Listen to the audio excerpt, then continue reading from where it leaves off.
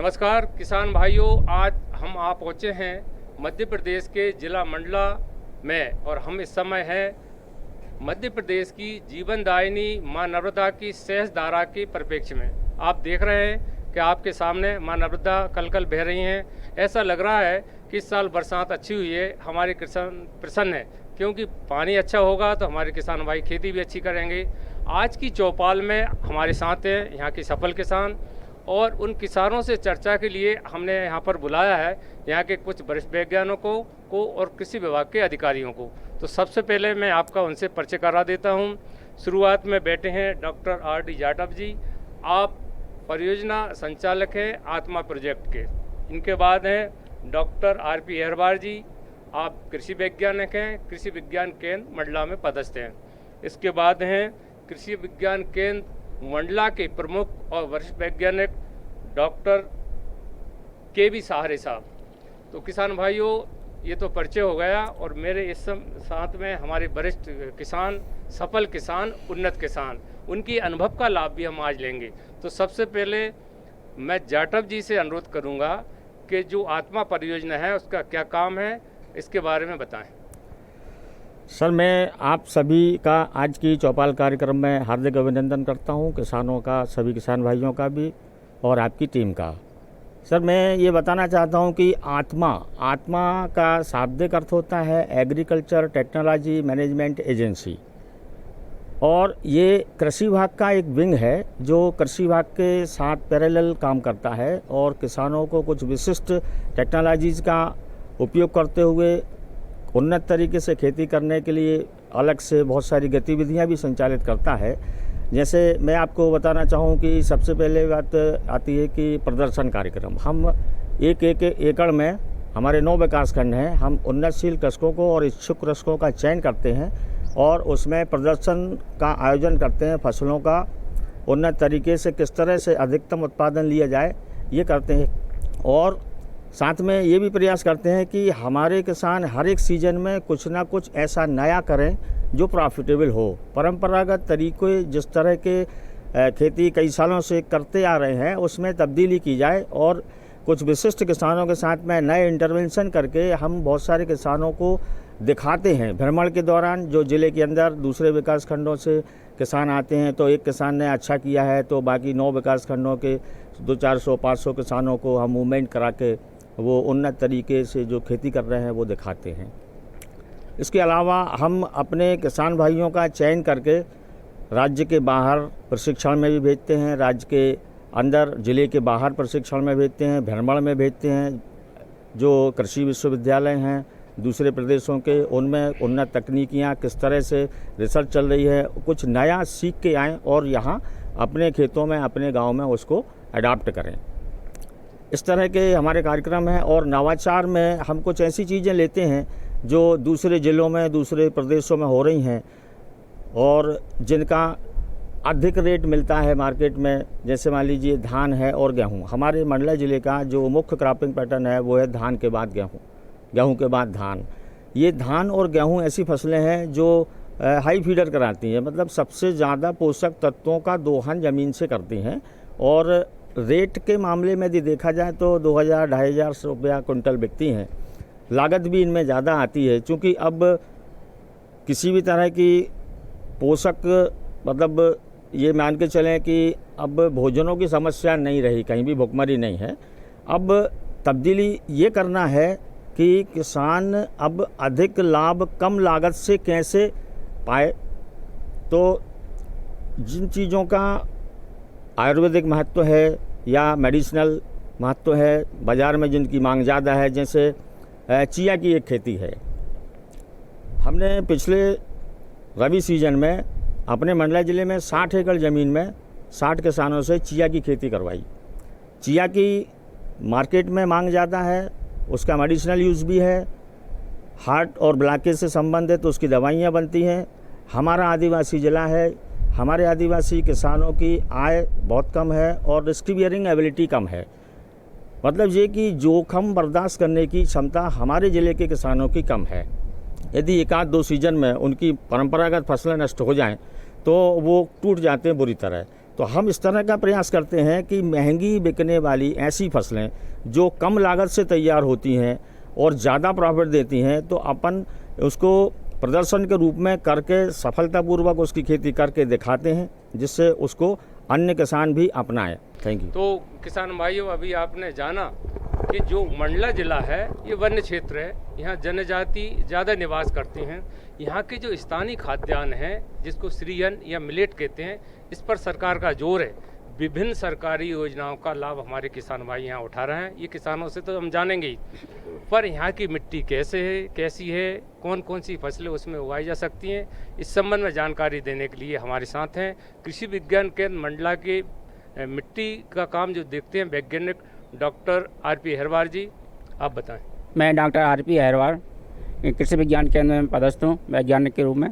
और हमारे मंडला जिले की जहाँ बात करें हम, तो यहाँ पे जो मिट्टी है वो मिक्स्ड सॉइल है, मतलब मिश्रित मिट्टी है, लाल काली मिट्टी है और रेतीली मुख्य रूप से है। जो मुख्य मिट्टी है उसमें तो धान की खेती करते हैं किसान, और जो अच्छी मिट्टी है जिसको बोलते हैं उसमें धान की खेती ज़्यादातर किसान करते हैं। और इसके बाद फिर मक्का और अरहर लगाते हैं। जो बची हुई खेत रहते हैं जैसे बर्रा सॉइल बोलते हैं, उसमें कोदो कुटकी और रागी लगाते हैं, मिलेट्स जिसको बोलते हैं, उसकी खेती करते हैं। तो मिलेट्स को कम महत्व देते हैं ज़्यादातर किसान यहाँ पे, क्योंकि धान की मुख्य पैदावार के रूप में MSP मिलती है, तो किसान ज़्यादातर धान लगाते हैं। और कोदो कुटकी की बात करें तो जो बची हुई सॉइल मिट्टी रहती है उसमें कोदो कुटकी लगाते हैं। और अभी 2-3 वर्ष से हम लोगों ने जब इसका अवेयरनेस जागरूकता कार्यक्रम चलाए हुए हैं, तो किसान पुनः मतलब इसके मिलेट्स की ओर अग्रसर हो गए हैं और उसको लगाना चालू कर दिए हैं। तो जो मिलेट्स की खेती है उसके महत्व को समझने लगे हैं और उसकी जो पौष्टिकता है उसके बारे में समझ रहे हैं, और किसान मिलेट्स लगाना चालू कर दिए हैं। धन्यवाद। जी। तो ये अहिरवार जी बता रहे थे कि यहाँ मिलेट अर्थात श्रीअन्न, इस क्षेत्र के जो खाद्यान्न है उसको बढ़ावा सरकार भी दे रही है, मध्य प्रदेश सरकार भी दे रही है, भारत सरकार भी दे रही है। जिन किसान भाइयों को मिट्टी परीक्षण करवाना है और करवाना ही चाहिए, इससे ये पता चलता है कि हमारी खेत में, हमारी मिट्टी में, हमारे क्षेत्र की मिट्टी में कौन कौन से पोषक तत्व हैं और नहीं है, तो उन्हीं पोषक तत्वों को खाद या उर्वरक के माध्यम से दें, इससे लागत कम होती है। किसान भाइयों, कृषि विज्ञान केंद्र मंडला के प्रमुख और वरिष्ठ वैज्ञानिक डॉक्टर साहरिया जी हैं, वो कौन कौन सी योजनाओं के माध्यम से, कल्याणकारी योजनाओं के माध्यम से किसानों के बीच जाते हैं और कृषि विज्ञान केंद्र का उद्देश्य क्या है, इस संबंध में बताएंगे। आज ये मंडला ज़िले में जो आपकी चौपाल लगी है गांव नज़दीक, जो सहसरा के नज़दीक में है, तो यहाँ पे जो हमारा जो मंडला ज़िला है खासकर आदिवासी बाहुल्य ज़िला है, और सभी ज़िलों में आजकल पूरे भारतवर्ष में पूरे 700 कृषि विज्ञान केंद्र काम कर रहे हैं। और आज कृषि विज्ञान केंद्र को कार्य करते हुए पूरे 50 वर्ष हो चुके हैं। इस संदर्भ में कृषि विज्ञान केंद्र जो ज़िले के किसानों के लिए मुख्यतः जो काम करता है, नई फसल तकनीकी का प्रयोग करता है, और जो ज़िले के किसान और जो बेरोजगार युवा उनके लिए प्रशिक्षण आयोजित कराते हैं। जैसे हम यदि बात करें, जो पल्ली के जो युवा घूमता है तो उसके लिए हम लोग जो प्रशिक्षण कराते हैं, जैसे मशरूम पालन हो गया, मुर्गी पालन हो गया, डेयरी का हो गया, मछली पालन हो गया। उद्यानिकी के क्षेत्र में हम यदि बात करेंगे तो नर्सरी का प्रशिक्षण। और यदि हम अभी जैसे बात करते हैं कि हम लोगों ने जो उत्पादन के उसमें तो बहुत सारा हम काम कर लिए हैं। अब हमको जो एक प्रकार से सेकेंडरी एग्रीकल्चर है, जिसको हम द्वितीय कृषि बोलेंगे, उसके ऊपर हमको काम करने की ज़रूरत है, जिसमें खासकर वैल्यू एडिशन है। तो उसके ऊपर भी कृषि विज्ञान केंद्र इसके ऊपर भी महिलाओं को प्रशिक्षण देता है। जैसे उसमें बड़ी पापड़, मुरब्बा, अचार इत्यादि बनाने के प्रशिक्षण हम लोग कराते हैं। आदिवासी बाहुल्य क्षेत्र होने के नाते इस ज़िले में लाख के ऊपर भी काम किया जा सकता है। तो प्रशिक्षण लेने के लिए किसान जो है कृषि विज्ञान केंद्र में आमंत्रित हो सकते हैं। इसके साथ साथ जो हमारे विश्वविद्यालय लेवल पे जो नए नए प्रयोग होते हैं, नई नई जो प्रजातियां हैं, तो उसका प्रचार प्रसार कृषि विज्ञान केंद्र के माध्यम से ज़िले में हम लोग करते हैं, जिससे कि जो नवीनतम तकनीकी जो विश्वविद्यालय लेवल पे हुई है वो हमारे ज़िले में किसानों तक पहुँचे, नई किस्म पहुँचे और जो उत्पादन है वो किसानों को अच्छा मिले। तो ये सब बिंदुओं को ध्यान में रखते हुए कृषि विज्ञान केंद्र जो है एक किसानों की आय बढ़ाने के लिए, उनमें स्किल बनाने के लिए और जो बेरोजगार युवक है उनको रोजगार उत्पन्न देने के लिए आदि सभी विषयों के ऊपर काम करता है। और सामायिक चर्चा जहाँ जहाँ भी होती है उसके ऊपर भी हम लोग काम करते हैं और किसानों के जो अपने मैसेज के माध्यम से जो हमारे पास समस्या आती है तो उसको भी हम KMA के माध्यम से और व्हाट्सएप के माध्यम से उनको समस्या का समाधान करते हैं। धन्यवाद। किसान भाइयों, निसंदेह कृषि विज्ञान केंद्र, कृषि अनुसंधान केंद्र एक कृषि तीर्थ ही है। वहाँ हमारे किसान भाइयों को जाना चाहिए और आधुनिक तकनीक की जानकारी लेना चाहिए। किसान भाइयों, कृषि के चहुमुखी विकास में महत्वपूर्ण योगदान है कृषि विशेषज्ञों का और हमारे किसान भाइयों का। अब मंडला जिले के जो हमारे बीच में किसान आए हैं उनसे मिलते हैं, उनसे परिचय जानते हैं। तो अपना नाम बताएं सबसे पहले। मैं वीरेंद्र कुमार वीके, मैं ग्राम गोंजी का रहने वाला, जिला मंडला का जी। मैं कृषि कार्य में करता हूँ। समाधान कोदो की एक फसल लगाता हूँ। तो आप ये बताएं कि आपके गांव में, आपके खेत में कौन कौन सी फसलें पैदा होती हैं? तो वही बताए सर, कोदो कुटकी समा कंगनी है, धान है, बस। बहुत धन्यवाद। और किसानों से हम मिलते हैं और उनके वन के भाव और खेती में क्या कर रहे हैं वो जानकारी देते हैं। आप ये बताएं कि आपके गांव में किन किन फसलों का उत्पादन होता है, आपके पास कितनी ज़मीन है, इस साल कैसी फसल है?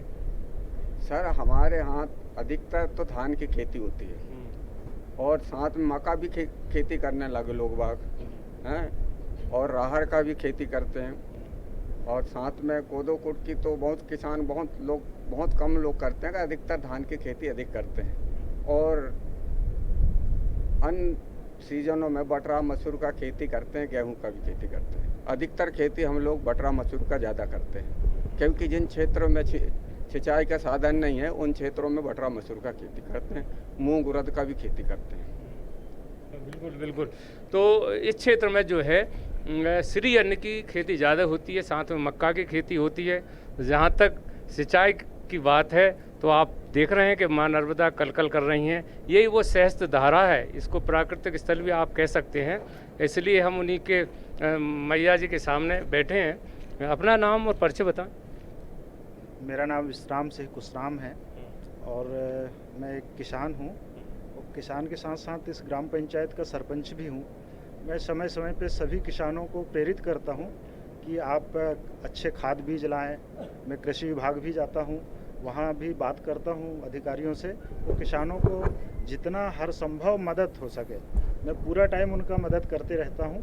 और जो शासन के द्वारा अनेक योजनाएं हैं उनका लाभ दिलाता हूँ।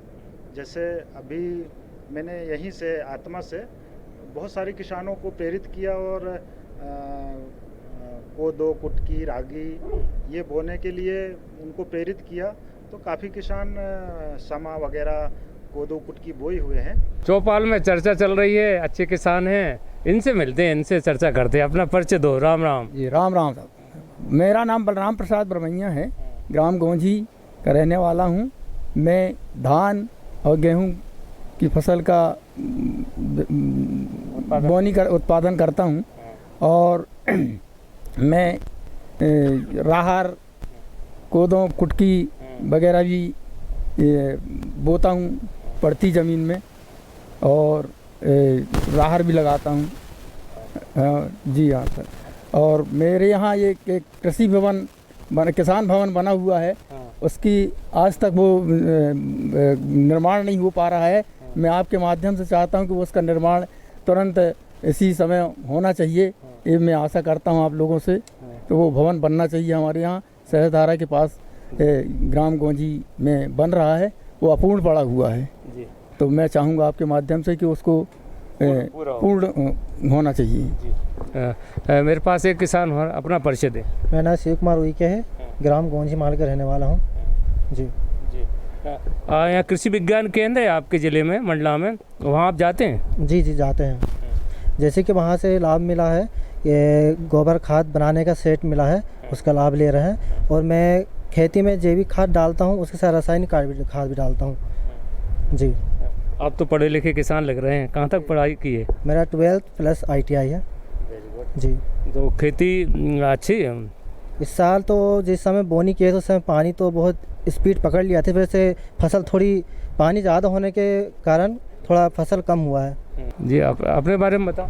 नमस्कार, मेरा नाम तारन भलावी है। मैं गौंजी ग्राम पंचायत में रहता हूँ। अच्छा। और यहाँ पे अभी खेती करते करते मेरे को अभी 2 या 3 साल हुआ है। और ज़्यादातर खेती यहाँ पे धान की, गेहूँ की और बटरा, राहर, जैसे अभी कोदो, अभी मक्का इस समय बहुत लोग लगाए हैं, यानी कि 4-5 किसानों ने। मेरा नाम राजेश कुमार तिलगाम है। मैं ग्राम गोंजी माल मंडला का स्थायी निवासी हूँ और विगत कुछ सालों से मैंने खेती चालू की है। उससे पहले मैं खेती नहीं करता था, तो मैंने अभी जो चालू किया जैसे गेहूँ, धान और अभी वर्तमान में मैंने मक्का लगाया है। हालांकि मुझे मक्का जो लगाया मैंने, उसकी मुझे जितनी जानकारी होनी चाहिए थी और उस जानकारी के हिसाब से तो नहीं लगाया, जिससे मुझे कई समस्याएं आई हैं। और मैं अपने जो कृषि विशेषज्ञ बैठे हैं अभी उनसे भी सवाल जवाब मैं थोड़ा सा जानकारी चाहूँगा। बिल्कुल, अभी पूछ लें आप तो। जी सर, मैं ये चाहूँगा कि जैसे हमारे यहाँ गोंजी में इस वर्ष जो है मक्के जो एक 0% था, अभी कुछ लोगों ने कुछ कम से कम कुछ नहीं तो 6 से 7 लोगों ने लगाया और लगभग 3 से 4 एकड़, कोई 9 एकड़ में भी लगाया है। तो मैं ये चाहूँगा सर, जैसे हम लोगों को मक्के की खेती की जानकारी नहीं, हमने सिर्फ सुना के जो थी हमने खेती कर ली, उसमें हमें कई समस्याएं भी आई हैं कि हमने अपने मन से लगा दिया, पता चला कि हमने जब बीज डाला तो उसमें कुछ कीड़े या तो कुछ ऐसे जीव जंतु थे कि उस बीज को निकाल के, उस पौधे को निकाल के अंकुरित होने के बाद उनने उखाड़ के फेंका। तो वो हमने उसके बाद फिर हमने दोबारा वो नहीं करवाई और फिर उसमें कीट का भी प्रकोप आया। तो इसमें क्या है, हमारा जो धन है, फालतू का जो खर्च है वो ज़्यादा लग गया जी। सहारे साहब आप बताएं। देखिए, आपका यहाँ से कृषि विज्ञान केंद्र ज़्यादा दूरी पे नहीं है, मुश्किल से 4 या 5 किलोमीटर दूरी पे है। यहाँ से वो बिल्डिंग भी दिख रही है। तो आप जब भी खेती करते हैं तो थोड़ा एक आध विजिट कर लें कि सर हम खेती कर रहे हैं, ये फसल की बोनी कर रहे हैं, हमको क्या क्या सावधान लेना पड़ेगा, हमको कैसे कौन सा बीज लगाना पड़ेगा, है ना। तो उसके बारे में हम आपको बता देंगे। या फिर आप इकट्ठे हो जाओ किसान, जैसे आज चौपाल लगी है तो आप फ्यूचर में भी कभी बैठ सकते हैं। अभी तो मैं किसानों से चाहूँगा कि आप लोग नज़दीक में कृषि विज्ञान केंद्र आप कभी भी आ सकते हैं। आपका 10 बजे से लेकर 6 बजे तक खुला रहता है। जी सर, मेरा नाम राकेश कुमार बरमैया, मैं गौंजी माल का रहने वाला हूँ। धान की फसल बोते हैं और गर्मी के समय में मूंग वगैरह और सब्जी लगाते हैं। इस समय सब्जी लगी है क्या? नहीं, अभी नहीं लगी सर जी। धान लगी है अभी जी। कछु जानना चाह रहा है इनसे, वैज्ञानिक लोग हमारे साथ हैं जी, पूछ लो कछु। मूंग की फसल जो होती है उसमें कीड़े लग जाते हैं, पत्ती पूरी खा जाते हैं। उसमें कौन सा कीड़ा खाता है ये पता जी बताएं सब। मूंग के में इस समय पत्ती खा रहे हैं। अभी जितनी भी दलहन फसल है, जैसे मूंग हो गया, उड़दा हो गया, तो इसमें अभी तो इल्ली का प्रकोप, पत्ती खाने वाली इल्ली लगेगी। लेकिन उसमें जो मुख्य समस्या है दलहनी फसलों में, ये पीला मोजेक की पत्ती पीली हो रही है। आपका सोयाबीन में भी आप लोग देख रहे होंगे, उड़दा में देख रहे होंगे, मूंग में देख रहे होंगे। तो ये जो पीला मोजेक है वायरस जनित बीमारी है, तो इसके ऊपर हमको सोचना चाहिए। तो जब भी हम खेती करते हैं तो कुछ प्रजातियां है, जैसे आपने जो मूंग की प्रजाति लगाई, आपने कौन सी लगाई? आपने घरे का बीज लाया होगा या फिर कहीं से लिया होगा प्राइवेट दुकान से। तो सबसे पहले हमको ये जानना चाहिए कि कुछ जैसे फसलें होती है तो वो उस बीमारी के प्रति प्रतिरोधक क्षमता रहती है, तो ऐसा प्रजाति का बीज हमको बोना चाहिए जिससे कि वो पीला मोजेक उसमें आए ही ना। और रही कीड़े की बात, तो पत्ती खाने वाली इल्ली जो रहेगी, और उसके बाद जब फली लग जाएगी तो फली में एक इल्ली रहेगी जो दाना खाती है, तो उसके लिए आप मार्केट से कोई भी दवा ला के उसके ऊपर छिड़काव करके उसका कंट्रोल कर सकते। किसानों से चर्चा करने के बाद हमने ये जाना कि किसानों का रुझान जो सरकारी योजना चल रही उनकी ओर बढ़ रहा है, साथ में पशुपालन की ओर बढ़ रहा है, मैं जाटव जी से कहूँगा कि जो आप परियोजना के जो कार्यक्रम है, योजना है, तो संक्षिप्त में आप किसानों से क्या कहना चाहेंगे? सर मैं तो ये बोलना चाहूँगा कि आजकल की जो नई पीढ़ी है वो खेती किसानी के जो तरीके पुराने थे उनको देखकर कतराती है, दूर भागते हैं। लेकिन अब चूँकि महंगाई बढ़ रही है और मार्केट में बहुत सारी चीज़ों की डिमांड बढ़ रही है, रिसर्च भी बढ़ गई है और बहुत सारे उत्पाद बनने लगे हैं, तो अब मौका अच्छा है कि खेती को उन्नत तरीके से किया जाए और मार्केट की जो डिमांड है, जो लोग ज़्यादा मांग रहे हैं, उस डिमांड को पूरा करने के उद्देश्य से खेती की जाए और खेती का जो उत्पाद निकलता है उसको सीधा व्यापारियों को ना बेच के उसकी सेकेंडरी प्रोसेसिंग, मतलब उसमें क्वालिटी या उसकी कहते हैं कि वैल्यू एडिशन का काम करें। कुछ उत्पाद बनाकर यदि बेचते हैं तो उनको लाभ ज़्यादा होगा। 50 किसानों को यदि कोई प्राकृतिक खाद चाहिए, एक स्वसहायता समूह युवाओं का तैयार हो जाए, वो जैविक तरीके का खाद बनाए और अपने खेतों में उपयोग करे। जो नहीं कर सकते हैं उनको दूसरे किसानों को बेच के पैसा कमा सकते हैं। जी। तो जाटव जी, बहुत बढ़िया बात आपने की। जो आत्मा परियोजना कृषि विभाग की मंडला जिले में चल रही है, वो सतत प्रयास करते हैं कि किसानों को अधिक से अधिक हर क्षेत्र में कैसे फ़ायदा हो। किसी भी पौधे, किसी फसल के लिए मिट्टी से पोषक तत्व मिलते हैं। मेहरबान जी इस पर प्रकाश डालेंगे संक्षिप्त में। हाँ, मिट्टी के बारे में बताएं, कब कैसे कर रहे हैं?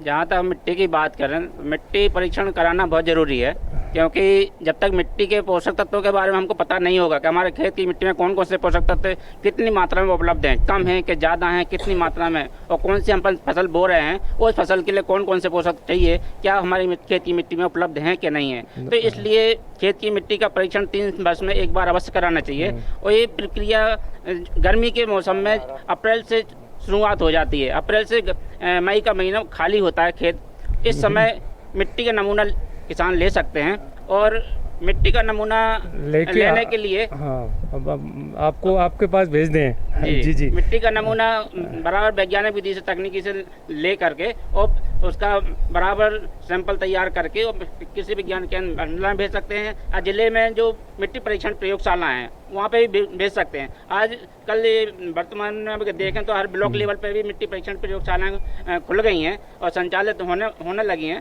तो वहाँ पे भी अब मिट्टी परीक्षण करवा सकते हैं। लेकिन वर्तमान में जिले स्तर पे तो चालू है ही, तो वहाँ पे तो करवा ही सकते हैं। अभी तो करवा ही नहीं सकते क्योंकि तेज़ बरसात आ रही है। अभी हम देख रहे हैं किसान भाई, आप देख रहे होंगे पीछे तेज़ बरसात आ रही है। इसलिए मैं सहारे जी से कहूँगा कि संक्षिप्त में कृषि विज्ञान केंद्र के बारे में बताएं।